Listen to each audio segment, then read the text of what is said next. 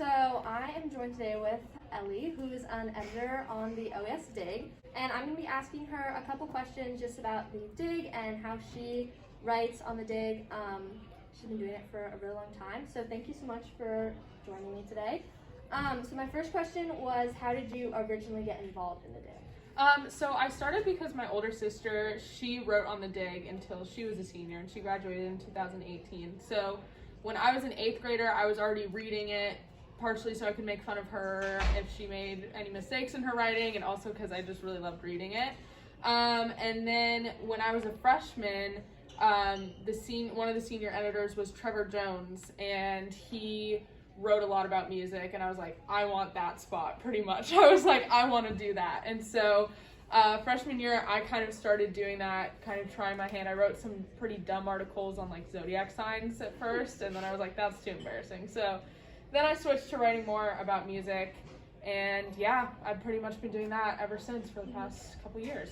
Cool. So then I also want to ask, what's your favorite part about the Dig and being a part of it? Yeah, I really love the Dig because, you know, in English and history, like, there are creative writing options sometimes, like maybe once or twice a year, but on the Dig, like, I have full agency to like write whatever I want. I can write something that I think is really important. I've written a little bit about the school or about politics before, but for the most part, I can just write about Kanye West. I've wrote about his Twitter before. Like, you can kind of do whatever you want, and that makes it really easy to, like, you know, do a paper while you're also doing a ton of other homework, which I feel like people are like, why are you on the Dig? Like, why are you doing more writing outside of school? Right. But it's fun.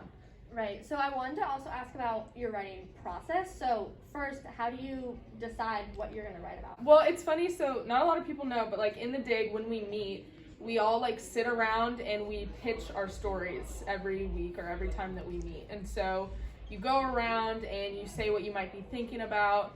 I'm usually pretty busy. There's always stuff going on in music, but people will talk about stuff that they saw in the news or something happening in the school that's kind of buzzing around that might be a little controversial. So we always just kind of bounce off of each other and be like, oh, okay, you're gonna write about that. That reminds me of this. And so it's kind of like a little bit chaotic, but it's usually just like a quick 10 minutes at the beginning of our Dig meetings. Right. And sometimes I have an idea already, and sometimes I don't. Yeah, so do you normally know kind of a lot about what you're going to write about, or do you do any additional research? Usually for me, I don't have to do that much research because I'm usually just like already in it, and it's usually like not too deep like research-wise stuff. But like a lot of kids, like I know Patrick, he just wrote about the Afghanistan conflict and all that, and so he has to go in and try and get some good sources because it is going to be like on the internet, so you don't want to have false information on there. So then I know you've been doing this for a really long time, 4 years. Do you have any tips or things that you've learned that you kind of try to keep in mind when you're writing? Whenever I'm writing and I feel like I'm like losing steam or that I'm getting bored with my topic, I always like stop like right there, because I can always tell if I keep writing. You can read it in the piece where you're reading it and it's like funny and happy, and then all of a sudden it's just like dry and boring and you're like, what happened?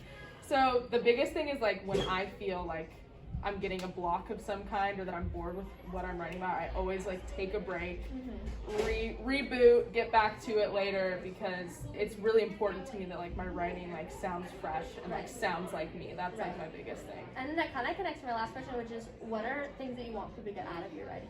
I really just like having like my writing be a little bit of a break for people, and like my favorite thing that people say to me is like, oh, when I was reading your article, it was like I could hear you reading it. Like, I just like people being able to like read it and agree or disagree with me, or just like almost like just having like a little bit of myself out there. And I feel like that's just really fun to do.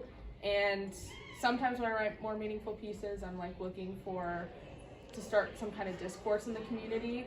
But for the most part, I'm just putting out stuff for people to read and have fun with. Yeah. Okay, well, thank you so much. Yeah, thank you guys. But yeah, thank you so much for joining me. Thank you.